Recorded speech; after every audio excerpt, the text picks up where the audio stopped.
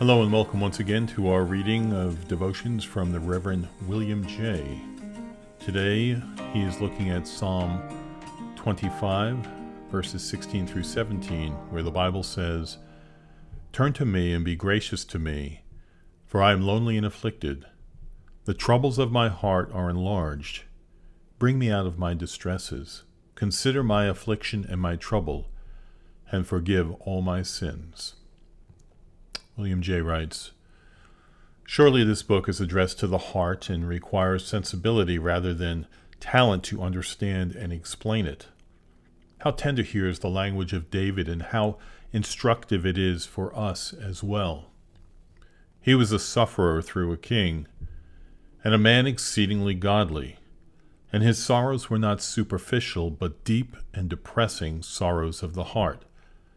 And while hoping for their reduction, they were enlarged. But he is an asker as well as a sufferer, and those sorrows will never harm us that bring us to God." Three things that he prays for. First, deliverance. This we are allowed to always ask for, while understanding we must willingly submit to God's will. And we must not seek it from other people, but from God, who has said, "Call upon me in the day of trouble, and I will deliver you." Nothing is too hard for him. He can turn the shadow of death into the morning. Therefore, says David, "Bring me out of my distresses." Secondly, notice. A kind look from God is always desirable in any circumstances, but in affliction and pain, it is like life from the dead. Nothing cuts us like the neglect of a friend when we are in distress, and yet nothing soothes like his calls, inquiries, sympathy, and tears. But to say, "You, God, see me. You know everything about my walking through this great wilderness," and to be assured that he is attentive to my situation and is smiling through the cloud, it fills the heart, even in my trials, with peace, a peace that passes all understanding.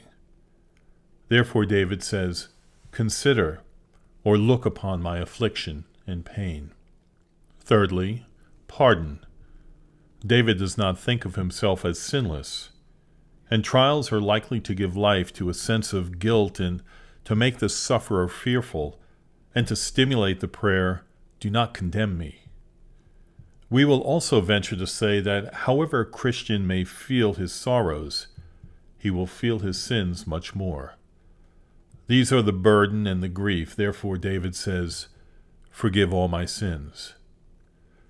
This was David's meaning, and I hope I can make it my own.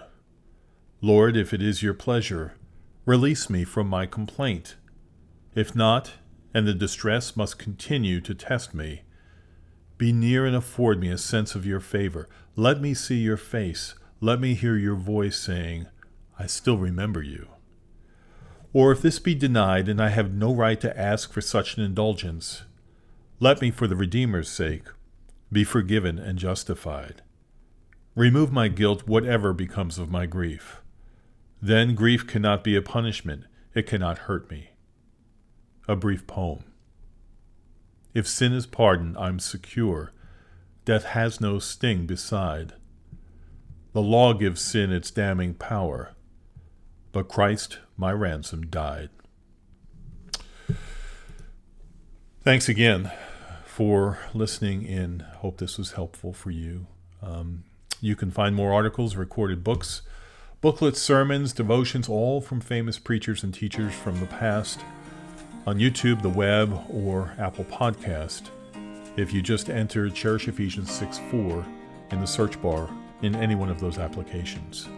I thank you again, and I hope to see you next time.